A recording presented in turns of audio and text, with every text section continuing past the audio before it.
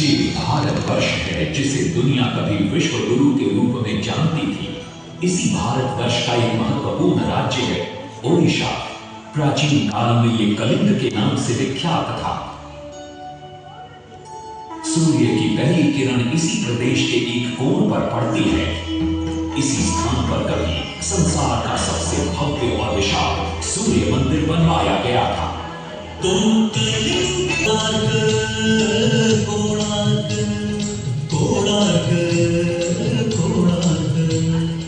सैकड़ों साल पहले की बात है। पुरातात्विक दस्तावेज के तौर पर संग्रहित पुस्तक मादला पांजी और बाया चकड़ा में उल्लेख है कि 13वीं सदी में गंग वंश के राजा लांगुला नरसिंह देव ने इस सूर्य मंदिर का निर्माण करवाया था। नरसिंह देव युद्ध में बड़े प्रवीण और शक्तिशाली थे और मात्र 18 साल की उम्र में वे अपने पिता राजा अनंग भीम देव की विशाल सेना के प्रधान सेनापति नियुक्त कर दिए गए थे।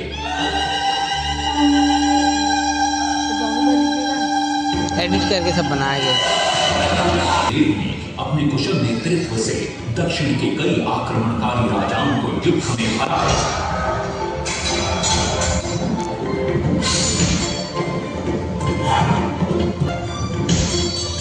और उनके राजकोष पर कब्जा कर लिया।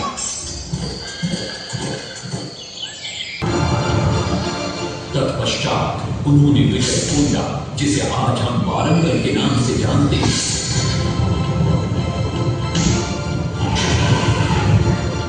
के काकतीय वंश के राजा गणपति को परास्त किया और उनके राजकोष पर भी कब्जा कर लिया। 3 वर्षों तक निरंतर युद्ध के पश्चात जब वे बहुत सारी धन संपदा लेकर कलिंग लौटे तो राजमहल में उनका भव्य स्वागत हुआ।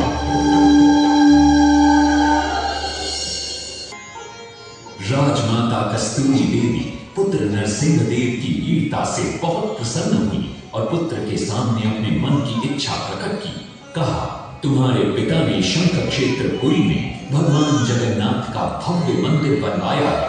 मैं चाहती हूँ कि तुम पद्म क्षेत्र कोणार्क में उससे भी भव्य और विशाल सूर्य मंदिर बनवाओ।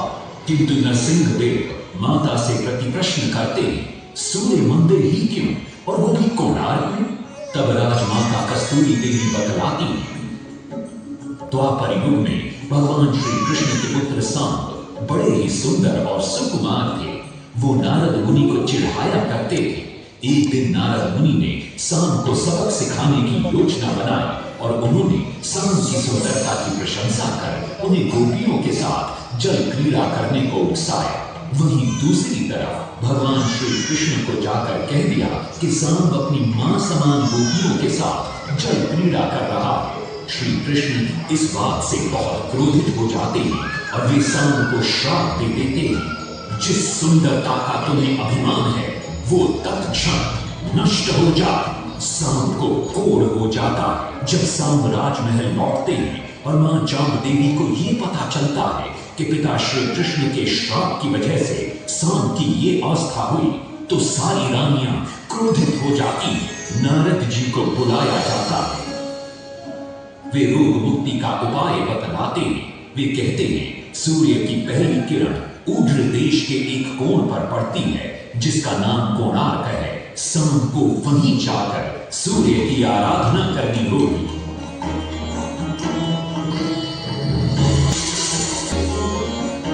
बहुत ही लंबी और कठिन यात्रा के पश्चात सांब अपने सैनिकों और सेवकों के साथ कोणार्क की चंद्रभागा नदी के तट पर पहुंचते हैं और नित्य प्रातः स्नान के बाद सूर्य की आराधना आरंभ करते हैं।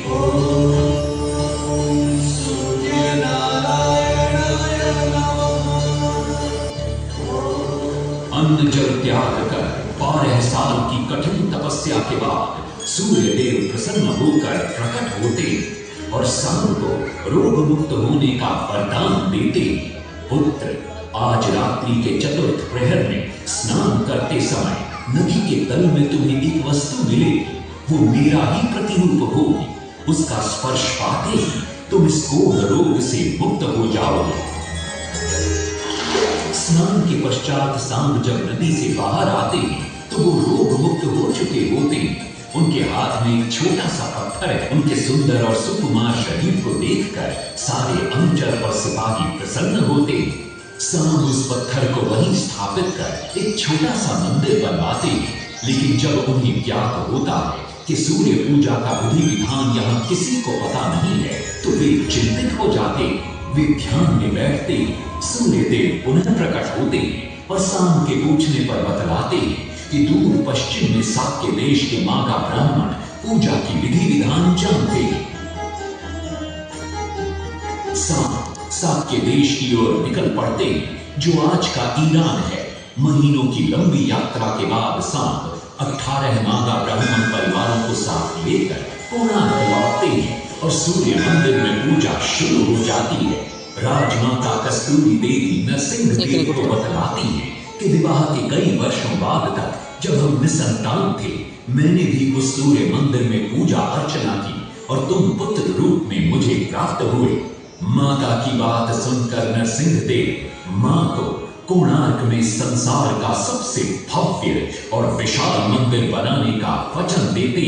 सदाशिव सामंतराय महापात्र, जो शिवेरी सांतरा के नाम से लोकप्रिय थे, वे अपने सहयोगी बीसू महाराणा के साथ मंदिर का प्रतिरूप बनाते और नरसिंह देव के समक्ष प्रस्तुत करते। नरसिंह देव मंदिर का प्रतिरूप देखकर अभिभूत हो जाते और शीघ्र मंदिर निर्माण कार्य आरंभ करने का आदेश देते। दूर दूर से बड़े बड़े पत्थर लाए गए, जितने पत्थर डाले गए सारे टूट गए। मार्ग को ताला उसमें डाले गए, नहीं पता ताला सारे टूट गए। सिर्फ सांतरा होवे परेशान, किस विधि मंदिर बने। सिर्फ सांतरा होवे परेशान, किस विधि मंदिर बने। एक दिन वे चिंतामग्न कोणार्क लौट रहे थे, तभी उन्हें प्यास महसूस हुई। उन्हें पास ही में एक कुटिया दिखाई पड़ती है, जहाँ एक बूढ़ी औरत से उनकी भेंट होती है। शिवेरी सांतरा पानी मांगते हैं। बूढ़ी औरत पानी के साथ गरम गरम भोजन भी लेकर आती है। वे थाली के बीच में हाथ डालते हैं, जिससे उनका हाथ जल जाता है। तब वो बूढ़ी औरत मुस्कुराकर कहती है, तुम तो शिवेरी सांतरा की तरह बीच से भोजन उठाकर खा रहे हो। ये सुनकर शिवेरी सांतरा को अपनी भूल का एहसास होता है। माता रामचंद्री ने उपाय सुझाया, समझे सिर्फ सांतरा।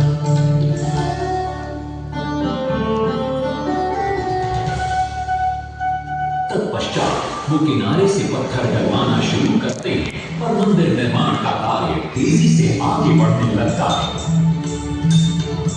1200 शिल्पियों ने 12 वर्ष में मंदिर बनाया। घोड़े साथ सजाकर रथ में समय का चरख बनाया। दूसरी तरफ कलिंग के उत्तर के राज्यों के नवाबों के बार बार राज्य पर आक्रमण हो रहे थे। इन आक्रमणों से क्रोधित होकर नरसिंह देव अपनी विशाल सेना को लेकर युद्ध के लिए निकल पड़े।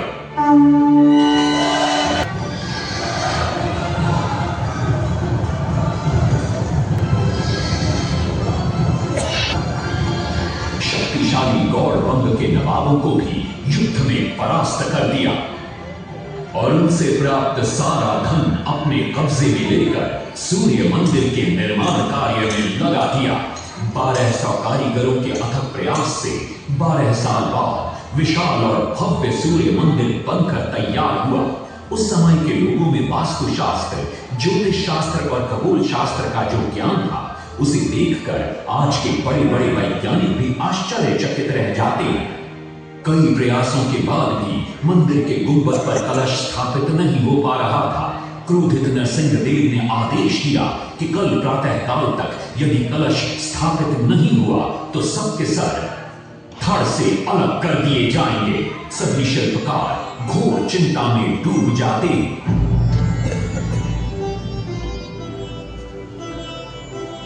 दूसरी तरफ मुख्य शिल्पकार बीसू महाराणा का 12 साल का बेटा धर्मपद सूर्य मंदिर के प्रतिरूप पर कलश बिठाकर प्रसन्न होता है और मां के सामने अपने पिता से मिलने की इच्छा व्यक्त करता है। मां अपने बागीचे के बेर पोटली में बांध कर देती है और कहती है, अपने कुत्ते बलिया को साथ लेकर कोणार्क जा।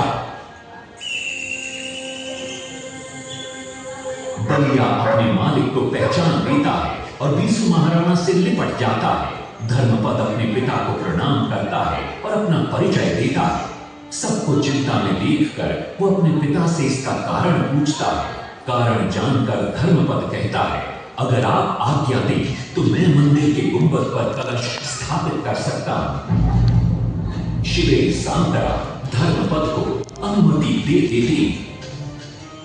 धर्मपद गुंबद पर चढ़ जाता है और कुछ ही समय के प्रयत्न के पश्चात वो कलश को स्थापित करने में सफल हो जाता है। गुंबद पर कलश स्थापित होते नीचे गर्भगृह में चारों दिशाओं में लगे चुंबकों के आकर्षण से सूर्य महाप्रभु की मूर्ति शून्य में स्थापित हो जाती है। सब धर्मपद को कंधे पर बिठाकर खुशी से नृत्य करने लगते हैं। तभी कुछ कारीगर इसका विरोध करते हुए कहते हैं, अगर सुबह राजा को ये पता लग गया कि इस बच्चे ने कलश को स्थापित किया है तो किसी का बचना संभव नहीं है, इसलिए धर्मपद को मरना होगा। इस बात से शिवेरी सांतरा बड़े क्रोधित हो जाते हैं। भीषण वाद विवाद छिड़ जाता है। ये सब देखकर धर्मपद गहरी चिंता में पड़ जाता है और वो सोचता है कि यदि मेरे जीवित रहने से इन सब का सर काट दिया जाएगा तो इससे अच्छा है कि मैं आत्म बलिदान कर दूं ताकि सबके प्राण बच जाएं। और उसी पल धर्मपद नवनिर्मित सूर्य मंदिर के शिखर पर चढ़ जाता है।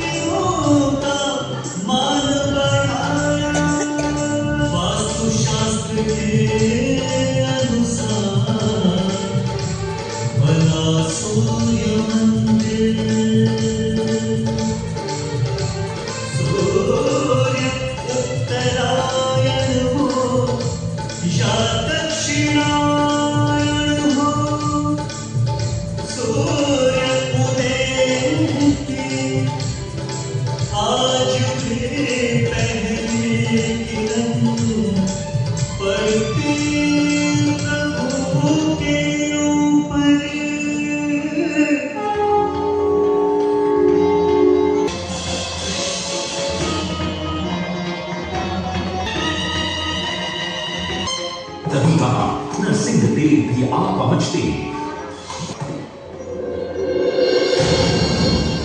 और सूर्य महाप्रभु को शून्य में स्थापित देख वे भी आनंद से भर जाते हैं और शिवेरी सांतरा की भूरी भूरी प्रशंसा करते हैं।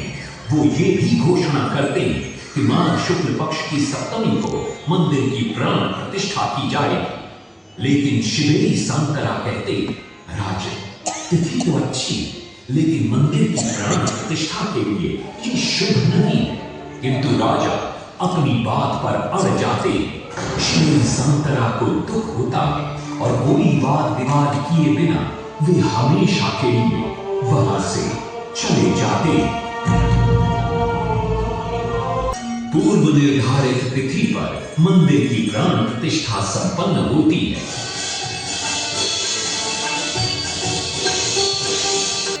लेकिन कुछ दिनों बाद अमंगल होना शुरू हो जाता है।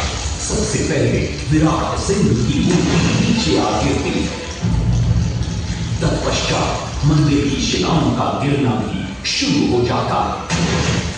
नरसिंह देव को अब समझ में आता है कि शिवेरी सांतरा का कहना सही था, लेकिन देर हो चुकी थी। बहुत साल बाद मंदिर के आसपास जंगल उगाए और ये मंदिर घने जंगलों के बीच छुप गया। जब अंग्रेजों ने जंगल के बीच इस मंदिर को देखा तो उन्होंने इसका पुनरुद्धार किया।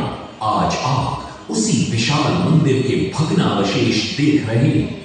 ये है इस प्रसिद्ध मंदिर की कथा। अब इस कथा में कितनी सत्यता है और कितनी कल्पना है ये तो किसी को नहीं मालूम, लेकिन ओडिशा की जनश्रुतियों में यही कथा विद्यमान है।